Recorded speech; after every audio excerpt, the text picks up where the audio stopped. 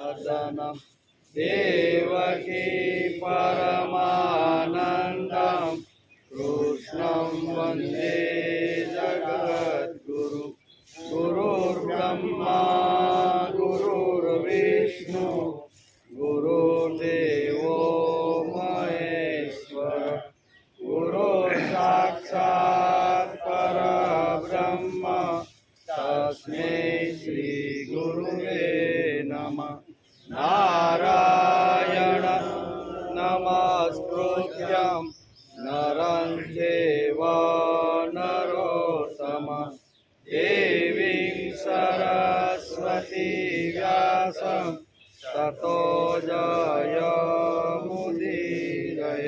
ततो जयमुदीरये।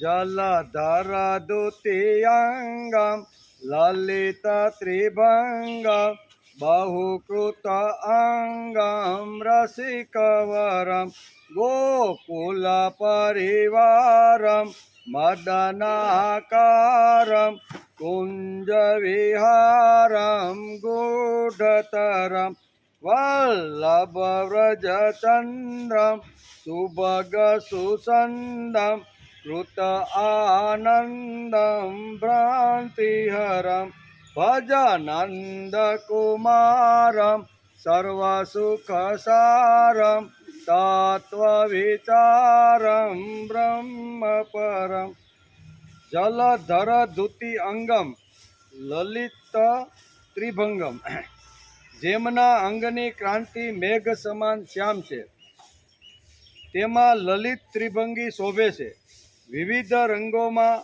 રહે છે, પરમ રસિક ગોકુળ જેમનો પરિવાર છે, કામદેવ સમાન સુંદર સુંદર આકૃતિવાળા, કુંજમાં વિહાર કરવાવાળા, સર્વત્ર અત્યંત ગૂઢ ભાવવાળા, તેમજ પ્રિય વ્રજચંદ્ર, ભાગ્યશાળી, દિવ્ય લીલામય, સદા આનંદ આપનાર અને ભ્રાંતિ ટાળનાર એવા સર્વ સુખોના સારભૂત પરબ્રહ્મ પરમાત્મા શ્રી કૃષ્ણને નંદકુમાર સમજી અને એનું તત્વ જાણીને એને ભજો એમ. આમ ભગવાન કૃષ્ણના નામે આટલા બધા વિશેષણો લગાડ્યા. ભગવાન કેવા છે તો કે આ બધા વિશેષણોથી મહાપ્રભુજી વલ્લભાચાર્ય એ વિશેષણો લગાડ્યા. આજે શ્રીમદ ભાગવત શરૂ થયો અને 200મો દિવસ છે. કેટલા દિવસ? શનિવારે આપણે સ્કંદ 10 અને અધ્યાય 40ને નમસ્કાર કર્યા. શનિવારે આપણે છેલ્લો વચ્ચે 2 દિવસ રજા ગઈ. ઘણા જ્ઞાનીઓ પોતાના સમસ્ત કર્મોનો ત્યાગ કરીને શાંત ભાવમાં સ્થિત થઈને જ્ઞાન યજ્ઞ દ્વારા જ્ઞાન સ્વરૂપ દ્વારા આપણી જ ઉપાસના કરે છે. ભગવાનની સ્તુતિ કરતા અક્રૂરજીએ કીધું ને 30 શ્લોકની અંદર ભગવાનની સ્તુતિ કરી આપણે જોયું. યમુનામાં સ્નાન કરવા માટે ગયા અને ત્યાં એને ભગવાનના આવી રીતના વિશ્વરૂપ દર્શન જેમ અર્જુનને થયા હતા એમ પાણીમાં ડૂબકી મારી ત્યારે અક્રૂરજીને આ આખું વિશ્વ ભગવાનની અંદર સમાયેલું છે એવું જોયું. ત્યારે 30 શ્લોકની અંદર સુંદર મજાની સ્તુતિ કરે છે. ભગવાનને 2 હાથ જોડીને અક્રૂરજી કહે છે કે હે ભગવાન, જેમ પહાડો અને પર્વતોમાંથી નીકળતી બધી જ જે નદીઓ છે, બધા જે ઝરણાઓ છે એ અંતે તો સમુદ્રમાં જ મળી જાય છે, એમ અલગ અલગ પ્રકારના કોઈ સંપ્રદાય હોય, કોઈ ધર્મ હોય, કંઈ પણ હશે ને એ બધા અંતે આપની અંદર ભળી જાય છે. આમ બહુ સરસ રીતે 30 શ્લોકોની અંદર સુંદર મજાની સ્તુતિ કરી છે. એનો આપણે શનિવારે વિચાર કર્યો. પ્રભુ, આપ ક્રીડા કરવા માટે પૃથ્વી પર વિવિધ રૂપે જન્મ ધારણ કરો છો. એનો પણ અક્રૂરજીએ 2 હાથ જોડીને ભગવાનને સ્તુતિ કરતાં કીધું કે હે ભગવાન, મત્સ્ય અવતારથી શરૂઆત કરી અને કલ્કી અવતાર સુધીમાં તમે જે સ્વરૂપે આવ્યા છો એ સ્વરૂપની અંદર તમે ધર્મનું રક્ષણ કરવા માટે સત્પુરુષો, સજ્જન લોકો, સાધુ પુરુષો જે ભગવત કાર્ય કરતા હતા એને ઉત્સાહ, સ્ફૂર્તિ અને ચૈતન્ય આપવા માટે આવો છો. અને આવ્યા છો તો કંસ છે, જરાસંઘ છે, શિશુપાલ છે, કાલ યવન છે આવાનો તમે થોડો કામ શું કહેવાય કંઠ સ્નાન આપીને તમે જતા રહ્યો. તો એવા ભગવાન શ્રી કૃષ્ણ મારા તમને વારંવાર નમસ્કાર છે એમ અક્રૂરજીએ 30 શ્લોકની અંદર પ્રાર્થના કરી. વૈષ્ણવો તથા યાદવોનું પાલન પોષણ કરીને આપ જ વાસુદેવ સંકર્ષણ તેમજ ચતુર્યુગના યુગે યુગે પ્રગટ થાવ. તો જ્યારે જ્યારે જરૂર પડે યદા યદા ઈ ધર્મસ્ય ગ્લાનિ ત્યારે ત્યારે તમે પ્રગટ થાવ. શું કે પૃથ્વીના ક્ષત્રિયો જ્યારે મલ્લેશો જેવો થઈ જશે ત્યારે તેમનો નાશ કરવા માટે આપ જ કલ્કી રૂપે અવતાર લેશો. આમ બે હાથ જોડીને અક્રૂરજી 30 શ્લોકોની અંદર ભગવાનની સ્તુતિ કરે છે. એનો આપણે શનિવારે વિચાર કર્યો છે. હે યશોદા નંદન, તમે અક્ષર કેવા છો? અક્ષર છો. આ રીતે ભટકતો રહેલો હું આપને તે તમારા ચરણમાં હું અત્યારે આવ્યો છું. ભટકતો રહેલો હું આપના ચરણે આવ્યો છું. એમ અક્રૂરજી બે હાથ જોડીને આ 30 શ્લોકમાં સ્તુતિ કરે છે. અક્રૂરજી બે હાથ જોડીને સ્તુતિ કરતા કહે છે કે હું હે મારા સ્વામી આને પણ હું આપનો કૃપા પ્રસાદ જ સમજું. તો તમારું વિશ્વરૂપ જેવું દર્શન યમુનાના ધરામાં જ્યારે ડૂબકી મારીને મને થયું ને એ હું આપણા એટલે કે આપણો કૃપા પ્રસાદ જ માનું છું. કેમ કે હે પદ્મનાભ, જ્યારે જીવનો સંસારથી મુક્ત થવાનો સમય આવે છે ત્યારે સત્પુરુષોની ઉપાસનાથી ચિત્તવૃત્તિ આપણા ચરણમાં જોડાઈ જાય છે. એમ કે હે પ્રભુ, આપ કેવલ વિજ્ઞાન રૂપ છો, વિજ્ઞાન ઘન છો. જ્ઞાન વગેરે જેટલી પણ પ્રતીતિઓ થાય છે, જેટલી પણ વૃત્તિઓ છે તે બધાના આપ જ કારણ અને અધિષ્ઠાન છો. એમ અક્રૂરજી 30 શ્લોકની અંદર સ્તુતિ કરે છે. એનો વિચાર આપણે શનિવારે કર્યો, બરાબર ને. આજે આપણે એક નવા અધ્યાયની શરૂઆત કરવાની છે. 41મો અધ્યાય કૃષ્ણનો મથુરામાં પ્રવેશ, બરાબર. રથમાં બેસાડી અને ગોકુળમાંથી મથુરામાં લઈ જવા માટે અક્રૂરજી આવ્યા હતા. એનો વિચાર આજે મથુરામાં પહોંચે છે પછી અક્રૂરજી એને કેવી રીતની વાત કરે છે એનો વિચાર કરી અને આજે આપણે આ અધ્યાયનો અભ્યાસ કરવાનો છે. શ્રી શુક ઉવાચ સ્તુતસ્ય ભગવાન દર્શયિત્યા જલે વિપુ ભૂયસમાહરત કૃષ્ણો નટો નાટ્યમિમાત્મના સોપી ચાંત્ય હિતમ વીક્ષ જલાદુન્મજ્જ તત્વર કૃત્વા સાવશ્યકમ સર્વ વિસ્મિતો રથમાગતમ. આમ કરી અને સુખદેવજી મહારાજ રાજા પરીક્ષિતને કહે છે કે હે રાજા પરીક્ષિત, અક્રૂરજી આ પ્રમાણે સ્તુતિ કરી રહ્યા હતા. તેમને ભગવાન શ્રી કૃષ્ણે જલમાં પોતાના દિવ્ય રૂપના દર્શન કરાવ્યા અને પછી તે રૂપ અદૃશ્ય કરી દીધું, બરાબર ને. પછી જે સ્નાન કરવા માટે યમુનામાં ગયા હતા અને એમાં એને જે વિશ્વરૂપ દર્શન થયું ભગવાને એ રૂપને પણ આવી રીતનું અદૃશ્ય કરી દીધું. જેમ કોઈ કલાકાર અભિનય દરમિયાન કોઈ રૂપ દેખાડીને પછી તેને પડદા પાછળ છુપાવી દે છે, તેવી રીતે ભગવાને આ પોતાનું જે રૂપ હતું એ યમુનામાં જ્યારે ડૂબકી મારી અને અક્રૂરજીને જે દર્શન આપ્યા હતા એ રૂપને ભગવાને અદૃશ્ય કરી દીધું.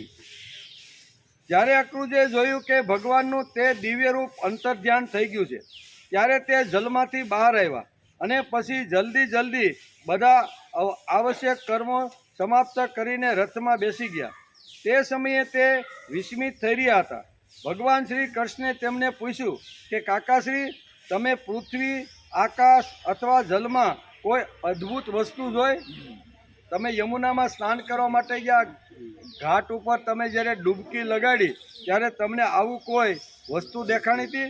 પૃથ્વી, આકાશ અથવા જલમાં કોઈ અદ્ભુત એવી કોઈ વસ્તુ તમને દેખાણી હતી? કેમ કે તમારું મુખ જોતાં મને લાગે છે કે તમે એવા કોઈ અદ્ભુત દ્રશ્યનું આવી રીતનું દર્શન કરીને આવ્યા હોય એવું મને લાગે છે. તમારા ચહેરો જોતાં, તમારું હાસ્ય, તમારો આવી રીતનો ઉત્સાહ જોતાં મને લાગે છે કે તમે યમુનાના ધરાની અંદર જે વખતે તમે ડૂબકી મારી અને તમે સ્નાન કર્યું છે એ વખતે તમને કોઈ અદ્ભુત આવી રીતના દ્રશ્યો જોવા મળ્યા છે. એનું કારણ તમારા ચહેરા ઉપર અત્યારે એટલો બધો હર્ષ, એટલો બધો ઉત્સાહ, એટલો બધો આનંદ અત્યારે હું જોઈ રહ્યો છું. ભગવાને આવો પ્રશ્ન કર્યો છે, બરાબર. ત્યારે અક્રૂરજી કહે છે, શું કહે છે? અક્રૂર ઉવાચ અદ્ભુતા નિહયાયન્તે ભૂમો વિયતિવા જલે ત્વયી વિશ્વાત્મકે તાની કિમ વિષ્ટમ વિપચ્યત.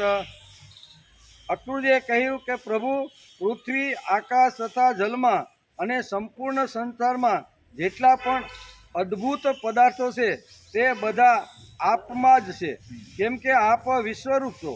જ્યારે હું આપને જોઈ રહ્યો છું ત્યારે એવી કોઈ અદ્ભુત વસ્તુ જોવાની બાકી રહી જતી.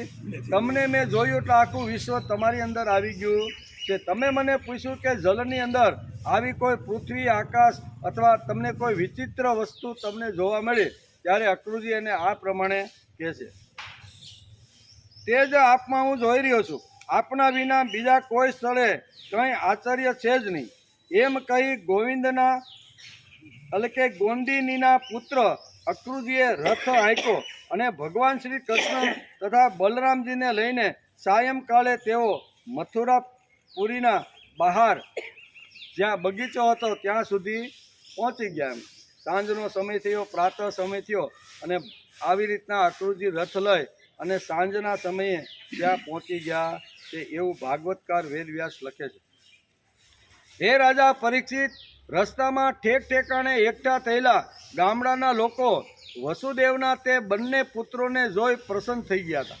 ગામડાની અંદર જે ગામની અંદર રથ પસાર થાય અને ગોકુળમાંથી મથુરા તરફ જઈ રહ્યો હતો, તો બધાને ખબર પડી કે અહીંયા અક્રૂરજી ગોકુળમાંથી બંને શું કહેવાય કૃષ્ણ અને બલરામને લઈને મથુરા જઈ રહ્યા છે. ત્યારે બધા જ રોડની બંને બાજુ ભગવાન શ્રી કૃષ્ણ અને બલરામના દર્શન કરવા માટે લાંબી લાંબી કતારો હતી. એનું કારણ શું છે? તો કે મથુરાના લોકોની અંદર જે ભગવાનનો પ્રેમ લઈ જનાર જે ગોપીઓ હતી, એ ગોપીએ આવી રીતનું મથુરાના દરેક લોકોની અંદર કૃષ્ણ ઉપરનો પ્રેમ, કૃષ્ણ ઉપરનો ભાવ, કૃષ્ણ ઉપરનો આદર, આ બધી ગોપીઓએ એના લોકો ઉપર ઊભો કર્યો હતો. વાતો ખૂબ સાંભળી હતી. વિક્રેતુ કામા કિલગોપ કન્યા મુરારી પાદાર પિત્ત ચિત્તવૃત્તિ દધ્યાધિકમ મો વસાદ વોસદ ગોવિંદ દામોદર માધવેતી. મથુરાની અંદર જ્યારે ગોકુળમાંથી મહી લઈ અને ગોપીઓ જ્યારે મથુરાની ગલીએ ગલીએ જ્યારે આપતી હતી ને, તો મથુરામાં જઈ મહી આપતી હતી, માખણ આપતી હતી, દૂધ આપતી હતી. અને દૂધ આપતા આપતા કૃષ્ણ ભગવાનની જે કાંઈ લીલાઓ વૃંદાવન છે, ગોકુળ છે અથવા વ્રજની અંદર જે કાંઈ ભગવાને જે કંઈ લીલાઓ કરી હતી, એ લીલાઓનું વર્ણન કરતી કરતી એ ગલીઓની અંદર દૂધ આપતી આપતી આ બધી ગોપીઓએ આખા મથુરાને ભગવાનના વિચારોથી આવી રીતનું ઘેલું કરી દીધું હતું. આ બધી વાતો અત્યાર સુધી એણે સાંભળી હતી, પણ હવે પ્રત્યક્ષ ભગવાન મથુરામાં આવી રહ્યા છે, જેનું વર્ણન અમે ગોપીઓના માધ્યમથી સાંભળ્યું છે કે ભગવાન એટલે કેવા છે, મોટા મોટા કામો કરે છે. મોટા મોટા રાક્ષસોને પણ આવો નાનો બાળક ઘણા રાક્ષસોને આવી રીતના શું કહેવાય યમપુરી પહોંચાડી દીધા છે. એવા પરાક્રમની વાતો ગોકુળમાંથી નીકળેલી ગોપીઓ મથુરામાં આવીને જ્યારે કરતી હતી, ત્યારે મથુરાના લોકોને કીધું કે આ પરાક્રમ પુરુષ ક્યારે અમારા નગરમાં આવે, અમારા ગામડામાંથી પસાર થાય. અને ગામડામાં ખબર પડી ગોકુળમાંથી મથુરા જઈ રહ્યા છે, ત્યારે વેદવ્યાસ લખે છે કે ગામડાના પ્રત્યેક લોકો આવી રીતના ભગવાનના દર્શન કરવા માટે ભગવાને કરેલું જે પરાક્રમ છે, ભગવાને કરેલી જે ક્રાંતિ છે, એના વિચારો અત્યાર સુધી તો અમે સાંભળ્યા હતા, પણ પ્રત્યક્ષ જેણે ક્રાંતિઓ કરી છે ને, એના દર્શન અમારે કરવાના છે. તેથી હાથમાં કોઈ અક્ષત એટલે કોઈ ચોખા લઈને ઊભું છે, કોઈ હાથની અંદર ફૂલ લઈને ઊભું છે, કોઈ આવી રીતના અનેક પ્રકારની જે કાંઈ ભગવાનને જે ધરવા જેવી જે વસ્તુ હતી ને, એ બધી લઈને ગામડાના અને મથુરાના પણ આવી રીતના આજુબાજુના બધા જ લોકો ભગવાનને મળવા માટે, ભગવાનના દર્શન કરવા માટે આવી રીતના બહાર નીકળી ગયા છે. એમ વેદવ્યાસ ભાગવતના અહીંયા 10મા સ્કંદની અંદર અહીંયા 41મા અધ્યાયમાં આ વાત સમજાવે છે. રસ્તામાં ઠેક ઠેકાણે એકઠા થયેલા ગામડાના લોકો વસુદેવના તે બંને પુત્રોને જોઈ પ્રસન્ન થઈ રહ્યા હતા. તેઓ તેમની દ્રષ્ટિને પાછી વાળી શકતા ન હતા. એમ થાય કે અહીંથી રથ પસાર થઈ જશે અને દ્રષ્ટિમાંથી આ કનૈયો વયો જશે. તેથી બધાને એમ થતું હતું કે અમારી દ્રષ્ટિમાંથી આ બંને બાળકો જાય નહીં ને એવો પ્રયત્ન ગામડાના લોકો દર્શનાર્થી તરીકે આવેલ હતા એ બધા આવી રીતનું વિચારતા હતા. નંદબાવા વગેરે વ્રજવાસીઓ તો પહેલેથી જ મથુરાના બગીચામાં પહોંચી ગયા હતા. ત્યાં દર વખતે આવી રીતનો કર ભરવા માટે અહીંયા કંસને ગોકુળમાંથી જ્યારે નંદબાવા આવતા હતા ને અને એ બગીચામાં રહી અને જે કર આપતા હતા એ બગીચા પાસે આવીને અત્યારે ઊભા રહી ગયા કે હમણાં કનૈયો રથ લઈને આવશે. કારણ કે અહીંયા કનૈયાનો રથ તો ઘણા સમય સુધી અહીંયા રોકાણો હતો. 2-3 વખત આવી રીતના અક્રૂરજી સ્નાન કરવા માટે ગયા એટલે એને થોડુંક મોડું થયું. પણ ગોકુળમાંથી નીકળેલા ગોકુળવાસીઓ સહિત ગોપ બાળકો સહિત નંદબાવા તો ક્યારનાય બગીચાની અંદર જ્યાં એન્ટ્રી હતી મથુરાની ત્યાં પહોંચી ગયા હતા એમ વેદવ્યાસ લખે છે. નંદબાવા તો ક્યારેય મથુરાપુરીમાં પહોંચી ગયા હતા. તેમની પાસે પહોંચીને જગદીશ્વર ભગવાન શ્રી કૃષ્ણે વિનયપૂર્વક ઊભેલા અક્રૂરજીનો હાથ પોતાના હાથમાં લઈને હસતા હોય તેમ ખૂબ મલકાવીને કહ્યું, કાકાશ્રી, તમે રથ લઈને પહેલાં મથુરાપુરીમાં પ્રવેશ કરી તમારે ઘેર જાઓ. અમે લોકો અહીં ઉતરી પછી નગર જોવા અમે જાશું. અત્યારે અમે અક્રૂરજીએ કીધું કે તમે મારા ઘરે રોકાવા માટે આવો. સવારે હું તમને જે રાજા કંસે જે માટે જે હેતુથી બોલાવ્યા છે ત્યાં એમની પાસે હું તમને લઈ જાય. પણ અત્યારે સાયંકાળ થઈ ગયો છે, સાંજ પડી ગઈ છે, એટલે અમારે ઘેરે આવી અને અમારું આગનું તમે પવિત્ર કરો. આવું જ્યારે અહીંયા કોણ અક્રૂરજી 2 હાથ જોડીને કહેશે સાયંકાળ થઈ ગયો છે, સાંજ પડી ગઈ છે અને અત્યારે ગમે ત્યાં ન રોકાતા તમે મારા ઘરે આવો. આમ જ્યારે આવી રીતનો અક્રૂરજી કહે છે ત્યારે અહીંયા કૃષ્ણ કહે છે કે હું અત્યારે કોઈને ત્યાં રોકાઈ શકતો નથી. મને તો અહીંયા આ જે બગીચો સુંદર મજાનો જે બગીચો છે ને એ બગીચામાં જ મારે ઉતારો કરવાનો છે. મારું કામ પૂરું થઈ જશે. કારણ કે રસ્તાની અંદર અક્રૂરજીએ આખો જે પ્લાન જે કંસનો હતો ને એ બધો આખો પ્લાન એને સમજાવી દીધો હતો કે તમને શા માટે લઈ જાવશો અને લઈ ગયા પછી તમને કેવી રીતના મારવાના પ્રયત્ન કરશે ને એ આખું જે યોજના જે હતી ને એ બધી જ યોજના અક્રૂરજીએ અહીંયા કૃષ્ણને સમજાવી દીધી હતી. એટલે અક્રૂરજીને અહીંયા કૃષ્ણ કહે છે કે આ બધી જે તમે મને યોજનાઓ જે બધી બતાવી એ બધી યોજનાઓ પૂરી થશે ને અને પછી હું નિરાતે મારા માતા પિતાને મળી અને પછી તમારા ઘરે 100% રોકાવા માટે અત્યારે હું તમારી ઘરે આવી શકતો નથી. આમ ભગવાને બહુ સ્પષ્ટ રીતે અક્રૂરજી જ્યારે આગ્રહ કરીને કહેતા હતા ત્યારે અત્યારે હું તમારે ઘરે આવું. મને આ સુંદર મજાનો બગીચો છે, રહેવા કરવા માટે ઘણી બધી ઉત્તમ સુવિધાઓ આ બધી છે, તો એ બધી પૂરી થઈ ગયા. મારો તમારે આપેલું જે આયોજન પૂરું કરીને પછી હું તમને મળવા આવી છે. અક્રૂરજીએ કહ્યું, પ્રભુ, તમને બંનેને લીધા વિના હું મથુરાપુરામાં જઈ શકતો નથી. ભગવાને જ્યારે એમ કીધું ને કે અમારે બગીચામાં રોકાવાનું છે, રાત્રિ અમે અહીંયા રોકાઈ જશું, બીજે દિવસે આખા મથુરાની ગલીમાં અમે ફરશું અને મથુરાના લોકો કેવા છે, એનો ભાવ કેવો છે અમારા પ્રત્યે એ અમે ગલીએ ફરશું, લોકોના વ્યૂ જાણશું કે અમારા પ્રત્યે કેવા રાગ દ્વેષવાળા છે અને પ્રેમવાળા છે. બંને પ્રકારના લોકોના અમે આવી રીતના દર્શન કરશું અને પછીના દિવસોમાં અમે અમારું કામ પતાવીને આવશું. પ્રભુ, તમને બંનેને લીધા વિના હું મથુરાપુરીમાં જઈ શકતો નથી. હે સ્વામી, હું તમારો ભક્ત છું, ભક્ત વત્સલ પ્રભુ, તમે મારો ત્યાગ ન કરો. આમ અક્રૂરજી વારંવાર એને કહી રહ્યા છે કે તમે મારો ત્યાગ કરો નહીં. હું તમારો ભક્ત વત્સલ ભગવાન છું, બરાબર ને? તમે કોણ છો એ મેં બરાબર સમજી લીધું છે. તેથી મારા ઘરે તો તમારે કોઈ પણ હિસાબે મારે ત્યાં આ રાત્રિ રોકાવા માટે તમારે આવવું પડશે. આમ બહુ સરસ રીતે અક્રૂરજી એને વારંવાર 2 હાથ જોડીને કહે છે, હે ભગવાન, આવો ને આવો, આપણે જઈએ. મારા પરમ હિતેશુ અને સાચા સૂરજ ભગવાન તમે જ છો. આપ બલરામજી, ગોપ બાળકો તથા નંદજી વગેરેને આત્મીજનો સાથે આવીને મારું ઘર સનાથ કરો. બધા, તમારે એકને નહીં પણ મને ભગવાને ઘણી બધી અગવડતા આપી, સગવડતા મારી ત્યાં ખૂબ છે, બરાબર ને? તો તમે બધા ગોપ બાળકો સાથે, નંદજીની સાથે, બલરામની સાથે તમે બધા મારે ત્યાં આવો. આમ વારંવાર બે હાથ જોડીને અક્રૂરજી અત્યારે કહીને કે મારું ઘર તમે પાવન કરો એમ કે. અમે ગૃહસ્થી છીએ. અક્રૂરજી શું કહે છે કે અમે ગૃહસ્થી છીએ, તમે તમારી ચરણ રજથી અમારું ઘર પવિત્ર કરો. આપના ચરણોના પ્રક્ષાલિત ગંગાજળ અથવા ચરણામૃતથી અગ્નિ, દેવતાઓ, પિતરો બધા તૃપ્ત થઈ જશે. હે પ્રભુ, તમારા યુગલ ચરણોને પખાળીને મહાત્મા બલિએ એવો યશ પ્રાપ્ત કર્યો છે, જેનું ગાન સંત પુરુષો કરે છે. માત્ર યશ જ નહીં, તેમને અપાર ઐશ્વર્ય તથા ગતિ પ્રાપ્ત થયેલાથી પવિત્ર ચરણોદક ગંગાજીએ ત્રણેય લોકને પવિત્ર કરી દીધી. ખરેખર તેઓ પવિત્રતાની મૂર્તિ છે. તે ગંગાજળના સ્પર્શથી સગરના પુત્રોને સદગતિ પ્રાપ્ત થઈ હતી. તે જ જલને ભગવાન શંકરે પોતાના મસ્તક ઉપર ધારણ કરી હતી.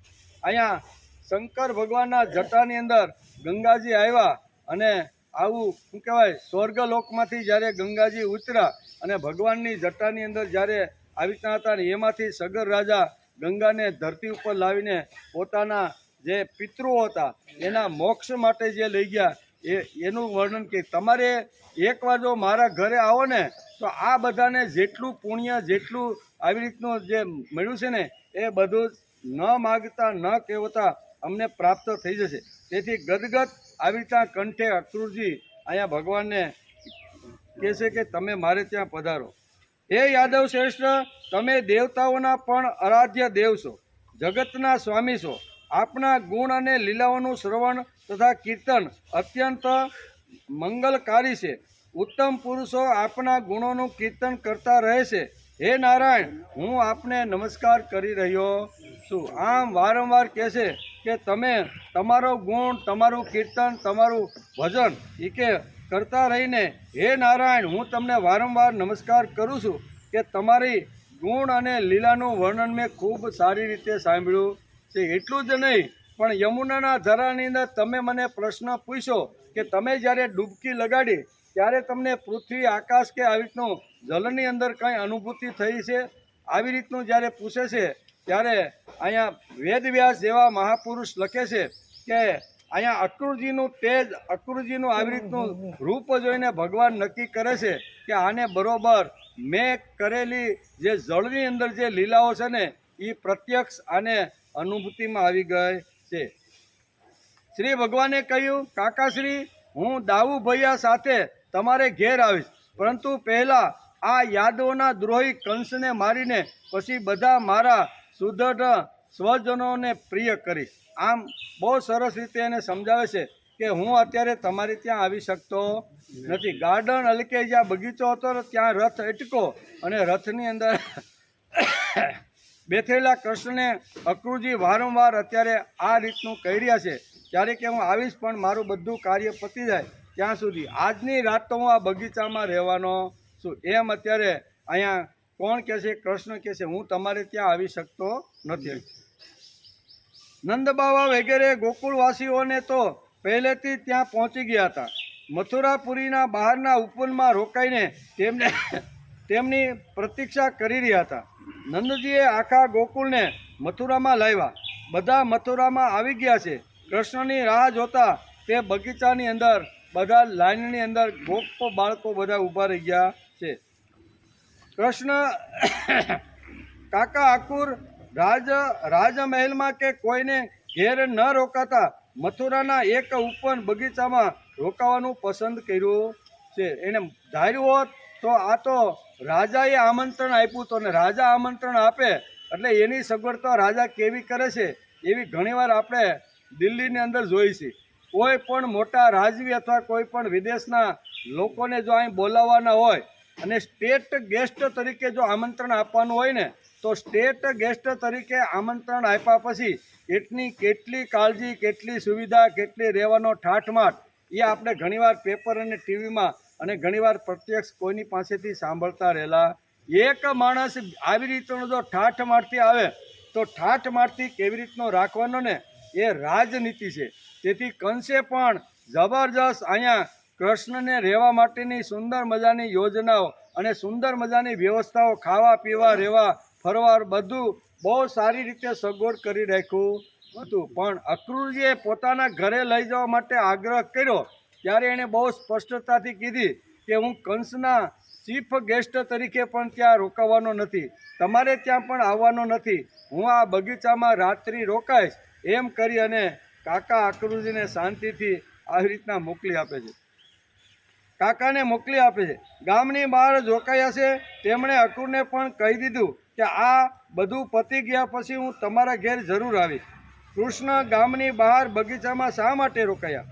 સમજો કે કૃષ્ણ કંસના રોયલ ગેસ્ટ થાત તો તેમને કોઈ મળી શકત નહીં. ત્યાં કેટલી મોટી સિક્યુરિટી હોય, બરાબર, કોઈ મળી શકે? રોયલ ગેસ્ટ તરીકે આવે એટલે કેટલાય તમારે શું કહેવાય વિંધીને જાઓ ત્યારે મેળ પડવો હોય તો પડે, પણ માણસને રોકી જ દેશે. રોયલ ગેસ્ટનું આટલું મોટું બહુમાન થયું. ત્યાં ભગવાન વિચાર કરે છે કે કંસનો રોયલ ગેસ્ટ તરીકે જો હું આવી રીતનો જઈશ ને તો મને મથુરાના લોકો મને મળી શકશે નહીં. મારે એની પાસે કઈ કઈ યોજના, કેવી રીતની વ્યવસ્થા આ બધી કરી છે ને એ મારે જો જાણવાનું હોય ને તો બગીચામાં જ મારે રોકાવું પડશે. આમ કૃષ્ણ વિચાર કરી અને રોયલ ગેસ્ટ તરીકે જે કંસે વ્યવસ્થા કરી તે એનો પણ અનાદર કરીને અક્રૂરજીએ પણ પોતાના ઘરે લઈ જવાની જે આવી રીતની હઠ પકડી હતી એને પણ હટાવીને કાકાને કીધું કે હું અહીંયા બગીચામાં રોકાવાનો છું એમ કરીને બગીચાની અંદર ધામા નાખે. કૃષ્ણ ગામની બહાર બગીચામાં શા માટે રોકાયા? સમજો કે કૃષ્ણ કંસના રોયલ ગેસ્ટ થાત તો તેમને કોઈ મળી ન શકતે. ગામની બહાર બગીચામાં રહેવાથી કોઈ પણ માણસ તેમને મળી શકતો હતો. તેનાથી મથુરાની સ્થિતિ કેવી છે એ પણ આવનાર ગામના મથુરાના જે લોકો છે એના દ્વારા જાણી શકાય છે. એટલે ગામમાં બગીચામાં મથુરાની સ્થિતિ કેવી છે તે કૃષ્ણ સારી રીતે જાણી શકે તે માટે કૃષ્ણે જ નક્કી કર્યું કે હું અહીંયા ઉપવન બગીચામાં રોકાય.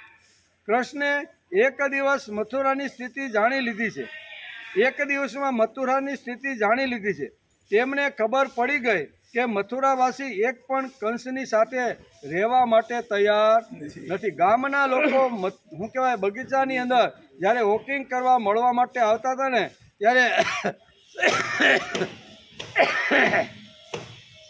ત્યારે બધાને પૂછી લીધું વાતની અંદર કે મથુરાની સ્થિતિ કેવી રીતની છે. આ બધી વાતો એણે સારી રીતે જાણી લીધી.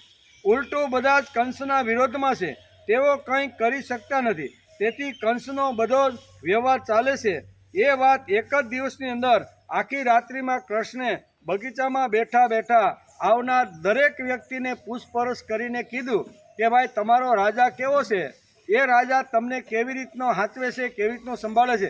ત્યારે બધા પ્રજા ત્રાહિમામ અમે આ રાજાથી થઈ ગયા. એ બધી જે વાત હતી એ કૃષ્ણએ જાણી લીધી. હવે કદાચ જો આના કુલ એવડ હાથીને આવી રીતનો ખતમ કરી અને હું એના શું કહેવાય સિંહાસન ઉપર જઈને બોછી પકડીને જો મારું ને તો મથુરાની એક પણ પ્રજા કોઈ મને રોકો અથવા મારા પ્રત્યે આવી રીતનું કોઈ આવશે. આ બધી વાતો જાણવા માટે અહીંયા વેદવ્યાસ જેવા મહાપુરુષ કહે છે. સુખદેવજી અત્યારે રાજા પરીક્ષિતને કહેશે કે બગીચામાં કૃષ્ણ ભગવાનનું ઉતરવાનું એક કારણ એ હતું કે મથુરાની રજે રજ અને કણે કણની અંદર આગળ પાછળ કયા ખૂણામાં કેવી રીતની ચળવળ મારા પ્રત્યે અથવા કંસ કેવા કાવતરા અથવા કેવી રીતની આવી યોજના ઘડે છે એ બધું બગીચામાં બેસીને એક જ રાત્રિની અંદર આવનાર પ્રત્યેક વ્યક્તિને પૂછીને કૃષ્ણે જાણી લીધી છે. મોટા લોકો શ્રી કૃષ્ણને મારવાની કંસની બધી યોજનાઓ જાણી લઈ અક્રૂરજી ગોકુળથી શ્રી કૃષ્ણ બલરામને લઈ મથુરા આવ્યા. મોટા લોકો સાથે અક્રૂર નંદબાબાએ આપણે આગળ જોતા હતા કે જે વખતે મથુરાથી ગોકુળની અંદર જ્યારે અક્રૂરજી આવ્યા અને અક્રૂરજીએ જ્યારે પ્રસ્તાવ નંદ બાવાની સામે મૂક્યો કે ભાઈ અમે તમારા બંને બાળકોને લેવા માટે આવ્યા છીએ અને કંસનો આ રથ કંસે પોતે જ મોકલેલો છે, ત્યારે રાત્રે ખૂબ જ મસરત થાય છે, મોકલવા નહીં મોકલવા, મોકલી તો ક્યાં રાત રહેશે, કોની સાથે આ રીતનું કરશે, એવી રાત મોડી રાત સુધી અક્રૂરજી અને નંદ બાવા અને ગામના જે વડીલ વયોવૃદ્ધ જે હતા ને એની સાથે ખૂબ જ મોટી મસલત ચાલી છે. અને મસલત ચાલ્યા પછી નક્કી થયું, કૃષ્ણએ સામેથી કીધું કે પિતા તમારે ડરવાનું કે ગભરાવાનું કોઈ કારણ નથી. મામાએ આટલા ભાવથી આટલા પ્રેમથી આગ્રહથી જો કાકા અક્રૂરને લેવા માટે મોકલ્યા હોય તો અમે બંને ભાઈઓ જવા માટે તૈયાર છે. આ મસલતના અંતે ભગવાને નક્કી કર્યું કે મારું અત્યારે ત્યાં જવું ખૂબ જ જરૂરી છે. અત્યાર સુધી તો ઘણા બધા ધેનુષાસુર ને ઘણા બધા રાક્ષસોને બધાને આ જે કામ કરવાનું હતું ગોકુળમાં તો મેં કર્યું, પણ હવે જે આગળની જે ક્રાંતિ કરી અને સમાજને સુસંસ્કૃત બનાવવાનો છે ને એ કંસના અહીંયા મારવાથી શ્રી ગણેશાય મારા મોટા લોકોને માર્યા પછી શ્રી ગણેશાય કરવાના મનની અંદર આવો વિચાર કરી અને પિતાને ખૂબ જ સરસ મજાનું આશ્વાસન આપે છે કે તમારે ગભરાવાની કોઈ જરૂર નથી. કાકા એટલા પ્રેમથી જો લઈ જવા માગતા હોય તો કાકાની જોડે અમે જાશું. તેથી અહીં એ વાત કે મોટા મોટા લોકો સાથે અક્રૂરજી નંદબાવાએ મોડી રાત સુધી મસલત ચલાવી. મથુરા કેમ જવું, ક્યાં ઉતરવું એ યોજના ઘડી અને આ મથુરા આવી ગયા. બધી આ યોજનાઓ બધી અગાઉથી ઘડાઈ ગઈ હતી. ક્યાં ઉતરવું, કેવી રીતનું ઉતરવું એ બધી મસલત કરીને નક્કી થયું હતું. ક્રાંતિનું મહાન કાર્ય અક્રૂરજીએ કર્યું છે. શ્રી કૃષ્ણની તેમાં જરૂર હતી એટલે જ તે શ્રી કૃષ્ણ બલરામને લઈને મથુરાની અંદર આવી ગયા.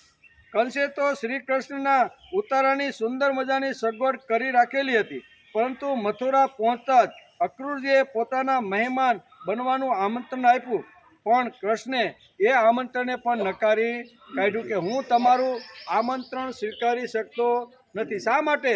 કે જ્યાં સુધી મારા માતા પિતા જેલમાં હોય અને હું તમારી ત્યાં આવી રીતનું આમંત્રણ સ્વીકારી અને સારી રીતે રહો, ખાઓ, પીઓ અને મજા કરું એ મને યોગ્ય લાગતું નથી. એક કારણ પણ આ હતું કે માતા પિતા જેલમાં હોય અને તમારી ત્યાં આવી રીતના ગેસ્ટ મહેમાન તરીકે રાજઠાઠથી જો રહું ને તો મારા જેવા દીકરા માટે યોગ્ય નથી. એક કારણ આ હતું. બીજું કારણ વેદવ્યાસ લખે છે કે મથુરાની અંદર નાનામાં નાની વાત અથવા ખૂણામાં કઈ ઘટના ઘટવાની છે ને એ બધી વાતો મારે જાણવી છે. એ જાણવી તો બગીચામાં જ રાત્રિ રોકાવું પડે. ચીફ ગેસ્ટ ગયા પછી કેટલા બધા અહીંયા બંદૂકો રાખીને ઊભા હોય, એકમાંથી સટકો તો બીજાને, એવા 7 જગ્યાએ તમે ફરો ત્યારે પહોંચવું હોય તો એની પાસે પહોંચી શકાય, પહોંચાડી શકાતું નથી. ટ્રાય કર્યો. દિલ્હી ક્યારેક જાઓ ને ત્યારે એમ કે હું ગુજરાતમાંથી આવ્યો છું ને મારે નરેન્દ્રભાઈને મળવું છે. વાત તો કર્યો કરી હું તમારી હાલત થાય છે. કહેવાનો અર્થ કે આવી રીતના કોઈ મોટા માણસને જો મળવાનું હોય ને તો તમારે આ બધું તો આ તો ભાઈ કંસ જેવો કંસ, બરાબર. અને એના ચીફ ગેસ્ટ જે થાય ને એને તો સકલું પણ ત્યાં ફરકી શકે ને, કીડીને પણ ત્યાં જવાનું હોય ને તો કીડીને પણ ત્યાં એટલો સિક્યુરિટી એની ટાઈટ હોય છે. પણ અહીંયા કૃષ્ણ ભગવાન વિચાર કરે છે કે મારે જો આ બધી યોજનાઓ જાણવાની હોય ને તો બગીચામાં જ રાત્રિ રોકાવું પડે. મથુરાના લોકો ત્યાં ગમે તેટલી સંખ્યામાં ભેગા થાય તો પણ કોઈને કશી ખબર પડે નહીં. આ તો બગીચામાં વોકિંગ કરવા માટે ગયા છે એટલે કદાચ આ વાટાઘાટો કરવી હોય ને તો કાંઈ કંસને ખબર પડે નહીં. મથુરાના રાજા કંસના મનમાં કઈ કઈ યોજનાઓ છે તે અક્રૂરજીએ તો રસ્તામાં સારી રીતે સમજાવી દીધી. આ બધી જે યોજનાઓ છે ને એ કાકા અક્રૂરજીએ બહુ સારી રીતે એને સમજાવી દીધી. પણ પ્રત્યક્ષ રૂબરૂ મથુરાની પ્રજામાં શું ચાલી રહ્યું છે એ વાતો સાંભળી હતી અથવા કાકાએ બધી યોજના તો મને કરી દીધી, પણ ખરેખર પ્રત્યક્ષ લોકોને મળી ત્યારે ખબર પડે કે આ કાકાએ કીધેલી યોજના કેટલી સાચી છે અને કેટલી ખોટી છે એ પણ મારે તપાસવું પડે. તેથી જો આવી રીતના બગીચામાં ઉતરું અને ગામના લોકો અહીં મથુરાના આવે અને એને પૂછી જાઉં કે ભાઈ મેં સાંભળ્યું છે એ વાત સાચી છે ત્યારે ગામના લોકો કહે કે નાના બરોબર છે, તમને મારવા માટે જ અહીંયા કૃષ્ણ એટલે કે બલરામ અને તમને બંને અહીંયા મથુરાના રાજા કંસે બોલાવ્યા છે. આ બધી જ નખે નખની અથવા ઝીણી ઝીણી જે વાત હતી ને એ બધી કૃષ્ણએ એક રાત્રિની અંદર આ મથુરાવાસીઓ પાસેથી નગરવાસીઓ પાસેથી જાણી લીધી. મથુરાની જનતા પણ શ્રી કૃષ્ણને પોતાના નેતા માનતી હતી. હું ગોપીઓએ જે કામ કર્યું છે ને અદ્ભુત છે. મહાપુરુષો આપણે ઘણીવાર પાંડુરંગ શાસ્ત્રી ઘણીવાર પોતાના પ્રવચનમાં કહે કે આ જે અત્યારે મથુરામાં રહેવાવાળા પ્રત્યેક જે નાગરિક છે ને એ પણ કૃષ્ણ ભગવાનને પોતાના નેતા માનતા હતા, કંસને પોતાનો નેતા માનતો નહીં. તો આ જે રાજમાં રહેવાનું છે, જે નગરમાં રહેવાનું છે, જે રાજા એનું પાલન પોષણ કે જે કાંઈ કરે છે એને નેતા ન માનતા દૂર રહેલા માણસને નેતા માનવો, એ કાંઈ કામ કરાવવું બહુ અઘરું છે. ને અઘરામાં અઘરું જો કાંઈ કામ કર્યું હોય તો એ ગોપીઓએ કર્યું છે. મથુરાના પ્રત્યેક શેરીની અંદર, પ્રત્યેક નગરના ઘરની અંદર ઘૂસી અને કૃષ્ણ ઉપરનો ભાવ, કૃષ્ણ ઉપરનો પ્રેમ, કૃષ્ણ ઉપરની જે આદર અને આત્મીયતા છે ને એ ગોપીઓએ આવી રીતના દૂધ, દહીં, માખણ, મહીં વેચતા દૂધ આપતા જાય અને કહેતી જાય, એક એક લીલાની વાત કરતી જાય.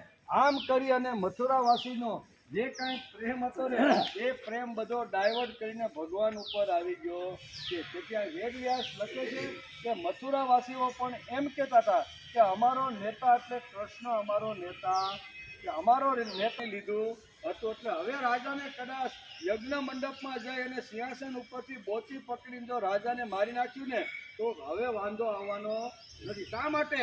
બધા જ કંસની વિરુદ્ધની અંદર ઊભા રહ્યા કે એના સિક્યુરિટી ગાર્ડ સહિત કેવા સામાન્ય લોકો તો કંસની વિરુદ્ધમાં હતા, પણ એની જે સિક્યુરિટી કરવાવાળા હતા ને એ પણ એના આવી રીતના સરમુખત્યારથી થાકી ગયા હતા અને એને એમ હતું કે આને કોઈ મારે તો સારું. અને કૃષ્ણએ બધું જ જાણી લીધું કે બોચી પકડીને સિંહાસન ઉપરથી કદાચ યજ્ઞ મંડપમાં જો એને ખલાસ કરીને તો મથુરાનો એક પણ માણસ એની રક્ષા કરવા માટે આવશે. આ બધી યોજના એક જ રાત્રિની અંદર આ બધી વાતો વેદવ્યાસ લખે છે કે ભગવાન કૃષ્ણ બગીચામાં શા માટે રહેવાના કારણો ક્યાં હતા, એ બધી વાતો વેદવ્યાસે સારી રીતે લખી છે. શ્રી કૃષ્ણ મથુરામાં આવ્યા ત્યારે તેની ઉંમર માંડ 11-12 વર્ષની હતી. આ ઉંમરે તો છોકરાઓ ગિલ્લી દંડે રમતા હોય, કેવા ગિલ્લી દંડે રમતા હોય છે. એની જગ્યાએ 11-12 વર્ષની અંદર આટલી મોટી ક્રાંતિ કરવી એ કોઈ સામાન્ય વસ્તુ નથી. રાજદ્વારી આટી ગુટીમાં એમને શું સમજ પડે? જ્યારે શ્રી કૃષ્ણ તો એટલે કે આટલી નાની ઉંમરે ભલભલા મુત્સદીઓના હાથ હેઠા પાડી દે છે એવી પ્રખર બુદ્ધિ ભગવાન કૃષ્ણની અંદર હતી. તેથી જ કાકા અક્રૂરજીના મહેમાન ન થતા બગીચામાં ઉતારો રાખવાનું પસંદ કર્યું. સામાન્યમાં સામાન્ય અને સુખી નગરની અંદર આવ્યો છું. એ નગરની વિચારસરણી અથવા એ વિચાર કેવી રીતના લોકો છે એ બધું મારે જાણી લેવું જોઈએ. એ જાણવા માટે જ મારે બગીચામાં ઉતરવું જોઈએ. આવું ભગવાન પહેલેથી જ વિચાર કરતા હતા. આની માનસિક અસર એટલે કે ફિઝિક ઇફેક્ટ જબરી થાય છે. લઘુતાની ગ્રંથિ પેદા થતાં જ મન ગળમથલમાં પડે અને પરિણામે બધું ઊંધું પણ થવા લાગે. લઘુતાની ગ્રંથિના કારણે માણસ ખલાસ થાય છે. આથી મથુરા પહોંચતા જ શ્રી કૃષ્ણ એક પછી એક પરાક્રમ કરવા લાગ્યા એવું વેદવ્યાસે 10મા સ્કંદના 41મા અધ્યાયની અંદર આ બધી વાતો લખી છે. સવાર પડ્યું છે, વિચાર કરે છે. રાત્રે વિચાર તો થઈ જ ગયો હતો કે સવારે આપણે મથુરાની ગલીની અંદર આપણે બેને ફરવા માટે જવાનું છે. લોકોના વ્યૂ લેવાના છે. કેટલા લોકોને આપણા ઉપર દ્વેષ છે, કેટલાને ભાવ છે. આ બધું આપણે બેએ આ શું કહેવાય રાજાના યજ્ઞ મંડપમાં જતા પહેલા આ નગરવાસીઓના મન આપણે વાંચી લેવા જોઈએ કે એનું મન કોના તરફ છે, કેવી રીતનું છે. ભલે બગીચામાં ઘણી બધી વાતો સાંભળી છે પણ પ્રત્યક્ષ નગરમાં ફર્યા વગર અમુક વાતો ખબર પડતી નથી. તેથી બંને ભાઈઓએ આખી રાત્રિ દરમિયાન વિચાર કરી અને સવાર પડવાની બંને ભાઈઓ રાહ જોતા રહ્યા. બધી દ્રષ્ટિએ કૃષ્ણ પૂર્ણ અવતાર છે. એના જીવનમાં કોઈ ઠેકાણે શાંત મારવાની જગ્યા નથી. કેટલા અવતારો તો ઘણા થયા પણ કૃષ્ણ એક એવો અવતાર છે, એવું ચરિત્ર છે કે એમાં કોઈ જગ્યાએ કાંચ કોઈ મારી શકે એવી એક પણ વાત એણે પોતાના જીવનમાં રહેવા દીધી નથી. બધી દ્રષ્ટિએ કૃષ્ણ પૂર્ણ અવતાર છે. એના જીવનમાં કોઈ ઠેકાણે સાંચ મારવાની જગ્યા જ નથી. બરાબર, કોઈ સ્થાનમાં આધ્યાત્મિક, સામાજિક, નૈતિક કે બીજી કોઈ પણ દ્રષ્ટિ જોશો તો કૃષ્ણ જેવો સમાજ ઉદ્ધારક આજ સુધી જગતમાં કોઈ થયો નથી અને થશે પણ નહીં. સમાજ ઉદ્ધારક તરીકે કૃષ્ણ તરફ જો આપણે દ્રષ્ટિ નાખીને તો એ કૃષ્ણ ભગવાને જે ઉદ્ધાર અથવા જે કાંઈ ક્રાંતિઓ કરી છે ને એવી ક્રાંતિઓ આ જગતમાં અત્યાર સુધી કોઈ કરી શક્યું નથી. ક્રાંતિ હંમેશા ત્રણ રીતે થાય, કાં તો સામાજિક હોય, કાં તો આર્થિક હોય અને કાં તો ભૌતિક હોય. બસ ત્રણ પ્રકારની આવી રીતની ક્રાંતિ હોય છે. એ ત્રણ પ્રકારની જે ક્રાંતિઓ છે એ ભગવાને વિચાર કર્યો કે આની અંદર કૌસ્તુભમણિ. કૃષ્ણ એટલે કોણ છે? નર રત્નનો કૌસ્તુભમણિ. કૃષ્ણે નિરપેક્ષ રહી રાત દિવસ 11-12 વર્ષ સુધી ગોકુળ અને વૃંદાવનમાં પ્રેમની વર્ષા વરસાવી. કે ગોકુળ હોય, વૃંદાવન હોય કે આવી રીતનું વ્રજ હોય, જ્યાં જ્યાં ભગવાન ગયા છે, જ્યાં જ્યાં ભગવાને લીલાઓ કરી છે ત્યાં બધી ભગવાન ઉપર ભગવાને પ્રેમની વર્ષા વરસાવી છે. પ્રેમની વર્ષા વરસાવી છે. કૃષ્ણને યાદ કરતા રાત દિવસ રાજનીતિમાં રમવાવાળા નિરપેક્ષ રહી શકતા નથી. ફક્ત કૃષ્ણ જ એક અપવાદ છે અને તેથી તેઓ ધર્મ અને તત્વજ્ઞાનથી રાજસત્તાનું નિયંત્રણ કરી શક્યા છે. એનું કારણ એ આવી રીતનું જે કાળે ધર્મ સિદ્ધાંતો જીવનમાં નહીં માત્ર પુસ્તકોમાં જ રહેતા હતા તે કાળે કૃષ્ણ જન્મ્યા છે. મેઘલી રાત હતી, અજ્ઞાન અને વહેમની અંદર આવી રીતના વાદળો છવાઈ ગયા હતા.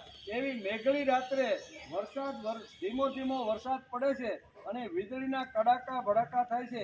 એવા અજ્ઞાન અને વહેમની અંદર નાચતો રહેલો જે વખતનો સમાજ હતો એ વખતે ભગવાનનો જન્મ થયો છે.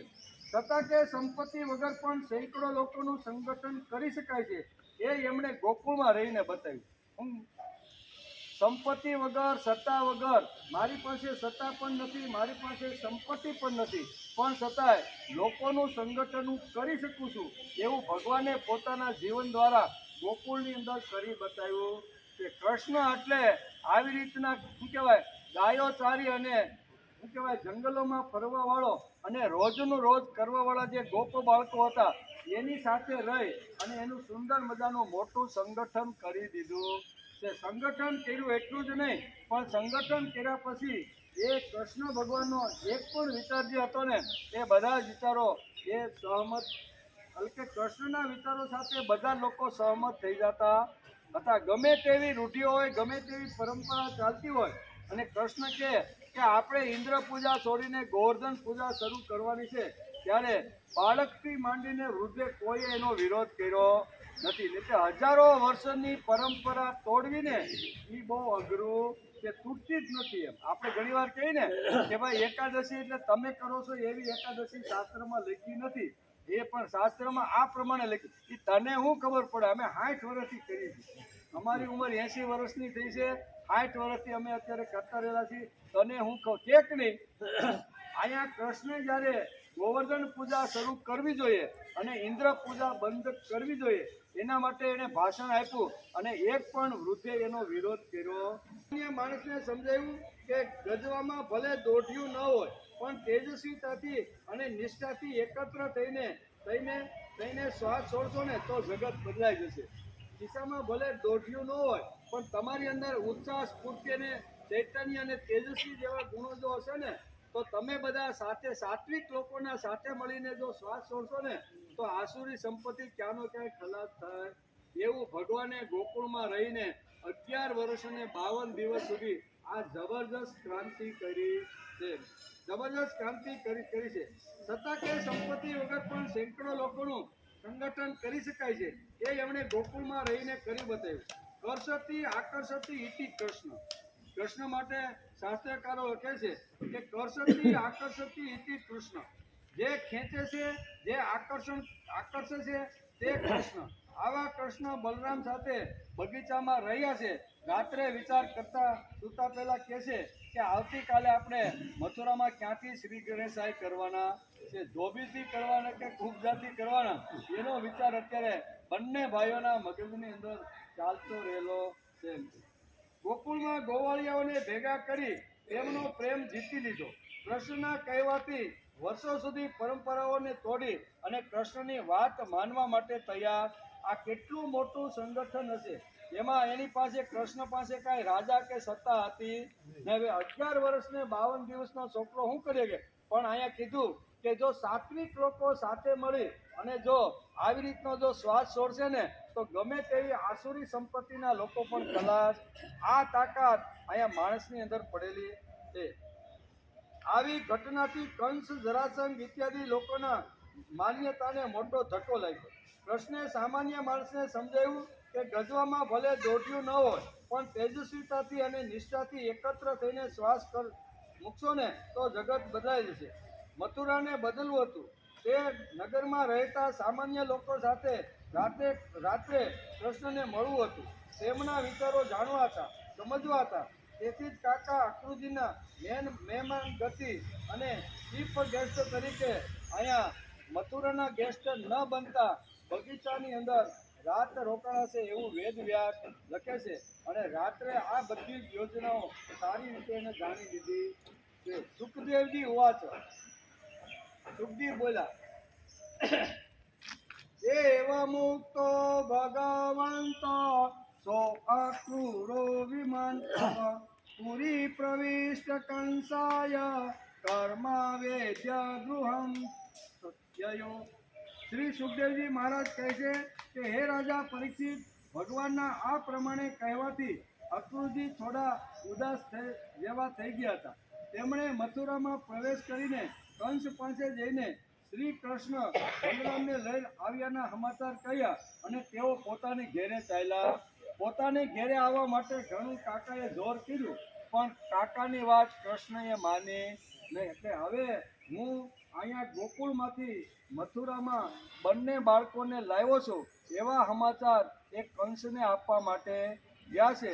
એ મારે ત્યાં ન આવતા, તમારા ચીફ ગેસ્ટ તરીકે ન આવતા, એણે બગીચામાં જ ઉતારો રાખવાનું પસંદ કરી દીધું કે આટલા સમાચાર આપી કંસને અને અક્રૂરજી પોતાના ઘરે નિવાસ સ્થાને આવી ગયા. બીજા દિવસે ત્રીજા પહોરના બલરામજી અને ગોપ બાળકો સાથે ભગવાન શ્રી કૃષ્ણ મથુરાપુરી જોવા નીકળ્યા. હું કારણ કે રાત્રે નક્કી થઈ ગયું હતું કે આપણે બે ભાઈઓ મથુરામાં જરીક લટાતો મારીએ, ત્યાં કોણ કેવી રીતના લોકો રહેશે. તે મથુરાની ગલીઓમાં લટાર મારવા નીકળ્યા. ભગવાને જોયું કે નગરના કિલ્લા સ્ફટક મણીના બહુ ઊંચા ઊંચા ગોપુર, મુખ્ય દરવાજા તથા ઘરોમાં પણ મોટા મોટા દરવાજા, તેમાં સોનાના મોટા મોટા કમાટ. મોટા મોટા જે નગરવાસીઓ હોય છે અથવા નગરના મોટા મોટા જે ધનવાનો હોય છે એના દરવાજાની અંદર પણ સોનાના બધા છે. રસ્તાની અંદર સુંદર મજાના સામાન્ય જે લોકો હતા એના ખેતરમાં જે કંઈ પાક આવ્યો હતો એના લીલોતરા, કોઈ ઘઉંના તોરણ બનાવીને લાવ્યા હતા, કોઈ બાજરાના તોરણ બનાવીને લાવ્યા હતા. અલગ અલગ ટાઈપના, કોઈને ઘેરે કેળના બગીચા છે તો એમાંથી સુંદર મજાનું આવું આખું નગર, આખી શેરીઓ અને આવી તો બધું કોઈ જુવારા આવી રીતના તૈયાર કર્યા હતા કે ભગવાન કૃષ્ણને તેડવા માટે અક્રૂરજી જશે અને નગરમાં પ્રવેશ કરશે એટલે અમારે સુંદર મજાનું અમારું ઘરનું આંગણું અથવા ઘરને સજાવવું જોઈએ. તેથી બધા જ નગરવાસીઓ, બાળકથી માંડીને વૃદ્ધ અને સ્ત્રીઓથી માંડીને પુરુષ, બધાએ સુંદર મજાની આવી નગરની રચનાની અંદર સુશોભન કર્યું હતું. આમ કરતાં જોતાં ભગવાન કૃષ્ણ અત્યારે મથુરાની ગલીમાં ફરી રહ્યા છે. હે રાજા પરીક્ષિત, વસુદેવ નંદન ભગવાન શ્રી કૃષ્ણ અને બલરામજીએ ગોપ બાળકો સાથે રાજમાર્ગથી મથુરા નગરીમાં પ્રવેશ કર્યો. તે વખતે નગરની સ્ત્રીઓ બહુ જ ઉત્સાહથી આ બંને ભાઈઓને જોવા માટે જલ્દી અટારીઓ પર ચડી ગઈ હતી. અત્યાર સુધી તો ગોકુળની ગોપીઓ પાસેથી કૃષ્ણનું ખાલી વર્ણન સાંભળ્યું હતું કે અમારા કૃષ્ણ કેવા છે, એકદમ સુંદર, એકદમ રૂપાળા, બરોબર, વાંકડિયા વાળ, બરાબર. આ જે કાંઈ વર્ણન ગોપીઓ જે મથુરામાં જઈને જે કરતી હતી એ અત્યાર સુધી તો અહીંયા નગરની સ્ત્રીઓએ ખાલી એની પાસેથી વાતો જ સાંભળી હતી. હવે પ્રત્યક્ષ ગોકુળ છોડીને મથુરાની ગલીની અંદર જે ગોપીઓ વર્ણન કરતી હતી એ પ્રત્યક્ષ ભગવાન અત્યારે ગલીઓની અંદર ફરી રહ્યા છે એવું જ્યારે નગરની સ્ત્રીઓને લાગ્યું ત્યારે દરેક નગરની સ્ત્રીઓ એ મોટી મોટી જે મકાનની અટારીઓ હતા એના ઉપર ચડી અને ભગવાન ગલીમાંથી જ્યાંથી પ્રસાર થાય છે ત્યાં જોવા લાગ્યા. એમ વેદ વ્યાસ લખે છે.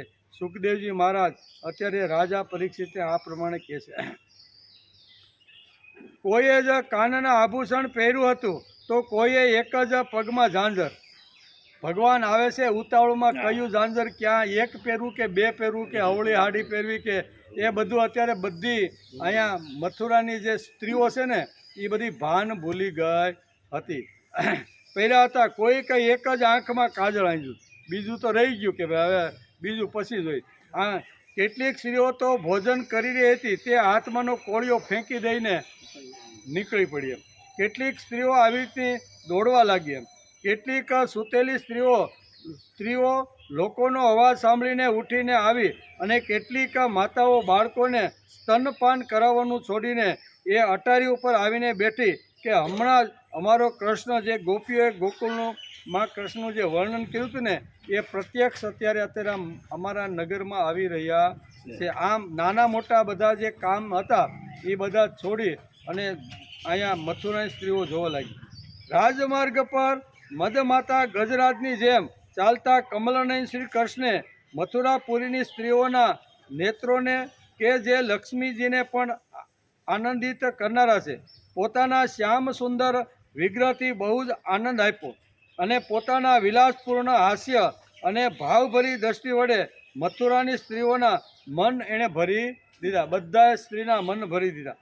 મથુરાની સ્ત્રીઓ બહુ દિવસથી ભગવાન શ્રી કૃષ્ણની અદ્ભુત લીલાઓ શું કહેવાય અહીંયા ગોકુળની ગોપીઓ પાસેથી સાંભળતી હતી. એવું કે અત્યાર સુધી તો કૃષ્ણ ભગવાનની અદ્ભુત લીલાઓ અહીંયા ગોપીઓ આવીને જ્યારે મહી વેચવા માટે આવતી હતી ત્યારે અનેક પ્રકારની લીલાઓ અમને કહેતી હતી. આજે પ્રત્યક્ષ ભગવાન અમારી ગલીઓની અંદર ફરી રહ્યા છે. તેથી ઘરનું કામકાજ ભાન ભૂલીને કોઈએ એક આંખમાં આંજળ આંજ્યું છે, કોઈને કોઈ કોળિયો મોઢામાં રહી ગયો છે, પણ ભગવાન અહીં પસાર થવાના છે એવા સમાચાર સાંભળતા બધું જ છોડીને એ નીકળ્યા છે.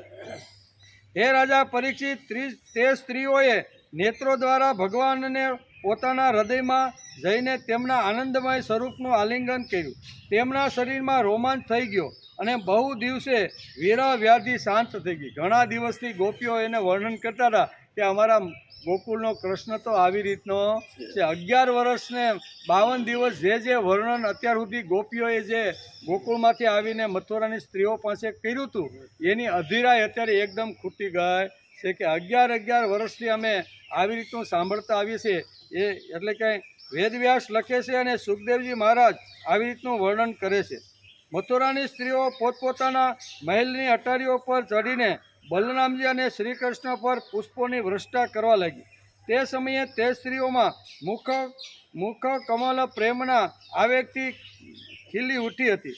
બ્રાહ્મણ, ક્ષત્રિય, વૈશ્યોએ ઠેક ઠેકાણે દહીં, અક્ષત, જલથી ભરેલા પાત્રો, પુષ્પોના હાર, ચંદન અને ભેટની સામગ્રીઓ લઈ અને બધા જ રસ્તા ઉપર ઊભા રહી ગયા હતા. ભગવાન અહીં અમારા મથુરામાં આવે છે તો અમારે એને કંઈક ને કંઈક ધરવું જોઈએ, અર્પણ કરવું જોઈએ. તેથી જેની પાસે જેવી રીતની શક્તિ અને જે કાંઈ ઘરમાં અવેલેબલ હતું તે બધું લઈ પછી બ્રાહ્મણ હોય, ક્ષત્રિય હોય, વૈશ્ય હોય કે શૂદ્ર બધા જ હાથની અંદર જે કાંઈ પોતાના ઘરની અંદર ખેતરની અંદર જે કંઈ વસ્તુઓ થતી હતી એ ભગવાનને ધરવા માટે બધા જ આવી રીતના કોઈ અટારી ઉપર બેઠા છે, કોઈ લાઇનમાં ઊભા રહી ગયા છે, કોઈ ભીડની અંદર છે. આવી રીતનું વર્ણન સુખદેવજી મહારાજ રાજા પરીક્ષિતને કહે છે. ધન્ય છે ગોપીઓએ એવી કઈ મહાન તપસ્યા કરી છે જેના કારણે આ મનુષ્ય માત્રને પરમ આનંદ આપનાર આ બંને મનોહર કિશોરો અમારા મથુરામાં પધાર્યા છે. ધન્ય છે એ ગોકુળની ગોપીઓને કે ઘણા વર્ષો સુધી અમારી પાસે જેનું વર્ણન કર્યું છે એવા ભગવાનને નિરખવા એવી રીતના મનોહારી દ્રશ્ય જોવા માટે અમે એટલા ભાગ્યશાળી છીએ કે અગાઉથી અમને કૃષ્ણની બધી જ લીલાઓ અમારા કાન પાસે આવીને ગોકુળની ગોપીએ મૂકી દીધી હતી. એ સમયે ભગવાન શ્રી કૃષ્ણે જોયું કે એક ધોબી જે કપડાં રંગવાનું કામ કરતો હતો તેમની તરફ આવી રહ્યો હતો. ભગવાન શ્રી ઉત્તમ ઉત્તમ વસ્ત્રો માંગ્યા. કેવા? કારણ કે રાજાના વસ્ત્રો હતા. ધોબી જે છે ને એ ધોબી ઘાટ ઉપરથી કપડાં ધોઈ રાજાના વસ્ત્રો લઈ અને અત્યારે કંસના મહેલ તરફ જઈ રહ્યા હતા. ભગવાન કૃષ્ણએ જોયું કે આના હાથની અંદર સુંદર રેશમીના વસ્ત્રો છે, એ જો મને આપે ને તો અમે બંને ભાઈઓ પહેરી અને આ નગરમાં આટા મારીએ. એટલે કે ભગવાને કહ્યું કે ભાઈ તમે મને એવા વસ્ત્રો આપો જે અમને અમારા શરીરને યોગ્ય હોય. શું કીધું? અમારા શરીરમાં યોગ્ય હોય એવા વસ્ત્રો તમે મને આપો. ખરેખર અમે તે વસ્ત્રોના અધિકારી છીએ, એમાં શંકા નથી કે જો તમે અમને વસ્ત્રો આપશો તો તમારું પરમ કલ્યાણ થઈ જાય. તમે જો અમને વસ્ત્ર આપશો ને તો તમારું પરમ કલ્યાણ. હે રાજા પરીક્ષિત, ભગવાન સર્વત્ર પરિપૂર્ણ છે, સર્વ કાંઈ તેમનું જ છે. છતાં તેમણે આ પ્રમાણે ભગવાનની લીલા પણ અહીંયા મથુરાની ગલીની આગળ અહીંયા ધોબીની પાસે પણ આ લીલા કરી. નકર સર્વત્ર કોનું છે ભાઈ? વિશ્વંભરે નિર્માણ કરેલી આખી સૃષ્ટિ છે. સૃષ્ટિમાં જે કાંઈ ભોગના કે કોઈ આવી રીતના પદાર્થો છે એ બધા તો ભગવાનના છે, પણ ભગવાનને કંઈક લીલા કરવાની હતી, તેથી આવી રીતના રેશમી જે વસ્ત્ર હતા એ ધોબીને પાસે માંગ્યા. એટલે કે ધોબીની પાસેથી માંગ્યા. પરિપૂર્ણ સર્વ કોઈ તેમનું જ છે, છતાં તેમણે આ પ્રમાણે ભગવાનની લીલા કરી. પરંતુ તે મૂર્ખ રાજા કંસનો સેવક હોવાના કારણે ગર્વથી શકી ગયો હતો. ભગવાનની વસ્તુ ભગવાનને આપી તો દૂર રહી તેણે ક્રોધિત થઈ અને ન કહેવાના શબ્દો એણે કૃષ્ણ ભગવાન ઉપર જડી વરસાવી દીધી. ન કહેવાના શબ્દો આ ધોબી બોલવા લાગ્યો. તમે લોકો રહો છો જંગલમાં. શું કહે છે ધોબીએ? શું કીધું?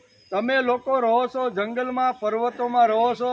સામાન્ય દરરોજનું દરરોજ ગાયોના દૂધમાંથી વેચાણ આવે ને એમાં તમે બધું ખાવ છો, અને તમે મારી પાસે આવા રાજાના વસ્ત્ર માગવા માટે તમે આવી રીતના ન કહેવાના શબ્દો અહીં વેદવ્યાસ લખે છે. અને પરીક્ષિત રાજા મહારાજને અત્યારે સુખદેવજી મહારાજ કહે છે, તમે લોકો રહો છો હંમેશા પર્વતો અને જંગલમાં, શું ત્યાં આવા કપડાં કોઈ પહેરેશ? તે મારી પાસે તમે માગો છો એ કે આવા ઝરીના કપડાં તમારા જંગલી લોકોમાં કોઈ પહેરતું નથી, અને તમે તો બધા જંગલી છો અને તમે આવી રીતના રેશમી કપડાં મારી પાસે માગો છો, તમને શરમ નથી આવતી? આમ ધોબીએ મોટા ક્રોધના અવાજથી આ રીતે કહ્યું, તમે લોકો બહુ જ ઉદ્ધત થઈ ગયા છો, તેથી મારી પાસે કપડાં માગો છું. બહુ જ ઉદ્ધત થઈ ગયા છો, તેથી તો આ રાજ્યની વસ્તુ પર તમે પોતાનો હક જમાવી રહ્યા છો. આ મથુરાનું જે રાજ્ય છે એની જે સંપત્તિ છે એના ઉપર તમે અત્યારે હક જમાવી રહ્યો.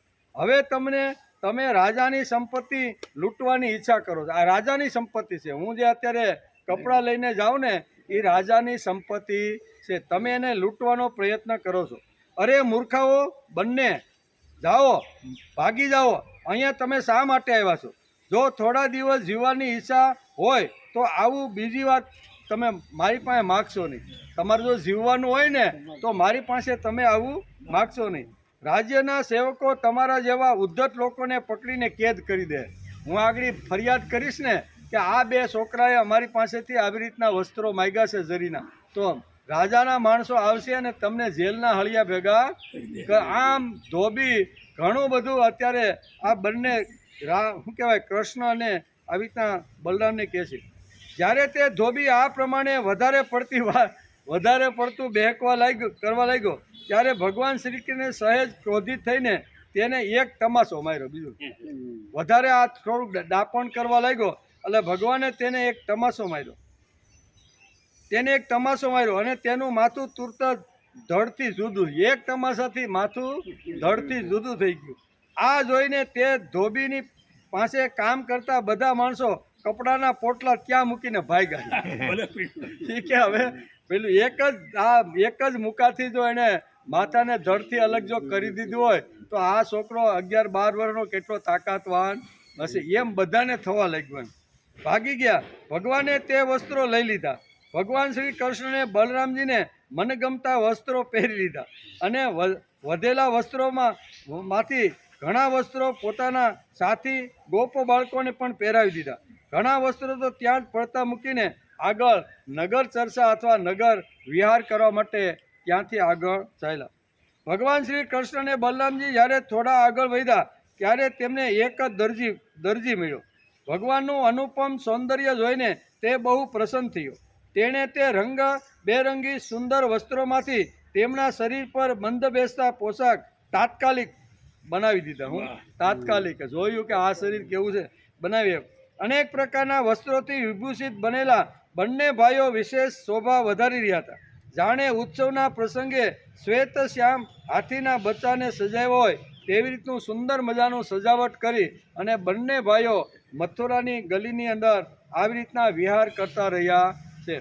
ભગવાન શ્રી કૃષ્ણ તે દરજી ઉપર ખૂબ પ્રસન્ન થયા.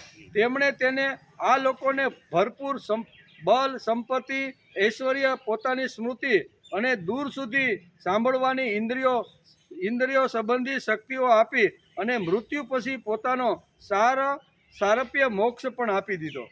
તમે મારા ચરણમાં તમારો મોક્ષ કર્યા. એટલું ભગવાનને સામેથી જે લોકો આપે છે ને એનું વર્ણન અહીં સુખદેવજી મહારાજ રાજા પરીક્ષિતને કરી રહ્યા છે. માયગા પછી પણ ન આપે તો શું થાય, અને માયગા પહેલાં પણ એના વસ્ત્ર બનાવી ગયા. બે ચરિત્ર અત્યારે અહીંયા વેદ વ્યાસે લખ્યા છે. બંને ચરિત્ર ભાગવતની અંદર છે. બંને મથુરાની ગલીની અંદર કામ. એક દરજીનું ચરિત્ર છે અને એક ધોબીનું ચરિત્ર છે. આ બે ચરિત્ર ઉપરથી આપણે સમજવાનું કે આપણે શ્રી કૃષ્ણ સુદામા નામનો માળી, એટલે મિત્ર એ સુદામા નહીં, પણ એ માળીનું નામ સુદામા હતું. શું ત્યાર પછી ભગવાન શ્રી કૃષ્ણ સુદામા માળીને ઘેર ગયા.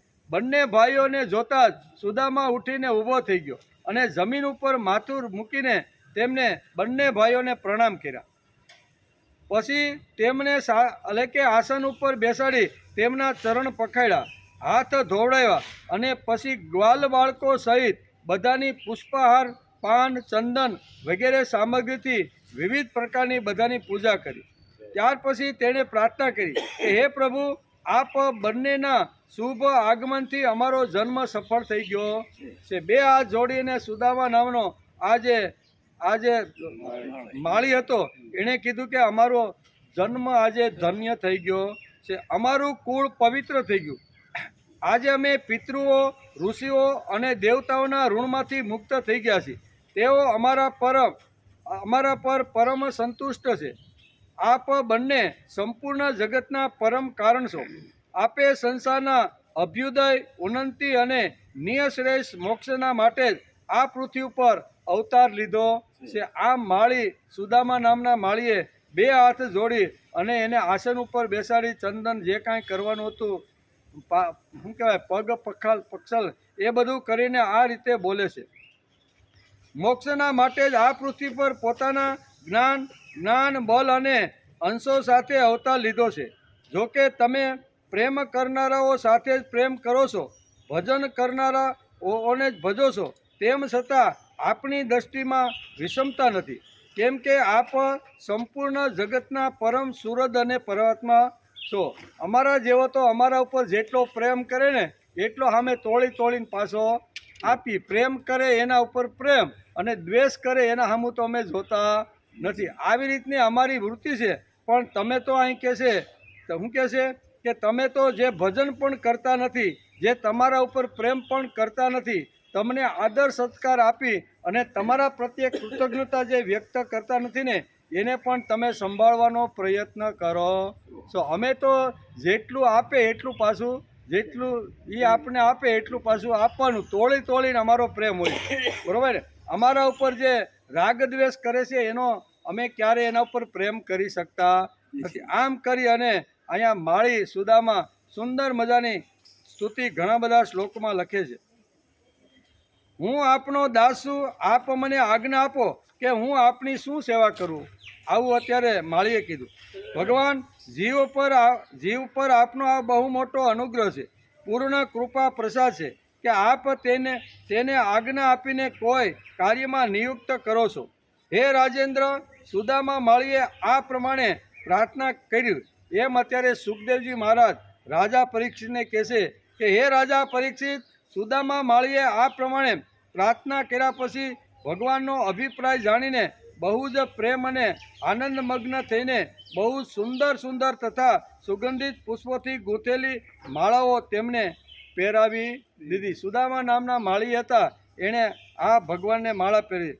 જ્યારે ગોપ બાળકો અને બલરામજીની સાથે ભગવાન શ્રી કૃષ્ણ તે સુંદર સુંદર માળાઓથી અલંકૃત થઈ ચૂક્યા હતા, ત્યારે તે વરદાયક પ્રભુએ પ્રસન્ન થઈને નમ્ર અને શરણાગત સુદામાને શ્રેષ્ઠ વરદાન પણ આપી દીધું.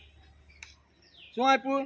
સુદામાએ તેમની પાસે જે વરદાન માગ્યું હતું કે પ્રભુ આપ જ સમસ્ત પ્રાણીઓના આત્મા છો, સર્વ સ્વરૂપ આપના ચરણોમાં મારી અવિચલ ભક્તિ રહો, આપના ભક્તો સાથે મારું સૌહાર્દ મૈત્રીનો સંબંધ રહે અને સમસ્ત પ્રાણીઓના પ્રતિ સ્વાભાવિક દયાનો ભાવ હંમેશા વરસતો રહે.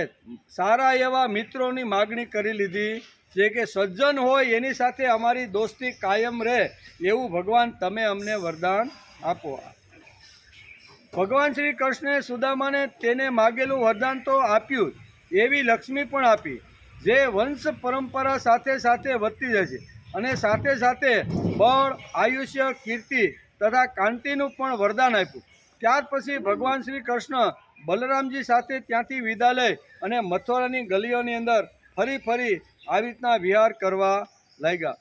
ઇતિ શ્રીમદ ભાગવતે મહાપુરાણે પારમહંસ્યા સંહિતાયા દશમ સ્કંદે પૂર્વાર્ધે પૂર પ્રવેશો નામ એક ચત્વારીસોધ્યાય. 10મા સ્કંદના પૂર્વાર્ધ અંતર્ગત પૂર એટલે કે પૂર પ્રવેશ નામનો 41મો અધ્યાય સમાપ્ત થયો. 41મા અધ્યાયની અંદર વેદ વ્યાસે આટલી સરસ મજાની વાતો લખી છે. શરૂઆત થઈ બગીચામાં ઉતારવાની.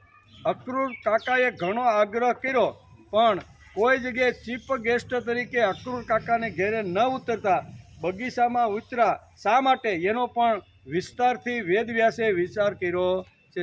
એ બધાને મળી શકે, યોજનાઓ જાણી શકાય કે આવતીકાલે હું નગરમાં ફરીશ ત્યારે કોણ કોણ મારા પ્રેમી છે, કોણ કોણ મારા દ્વેષી છે, એ બધું જાણી શકાય. અને આખી રાજાની યોજના અહીંયા મને લાવવા માટેની શા માટે છે?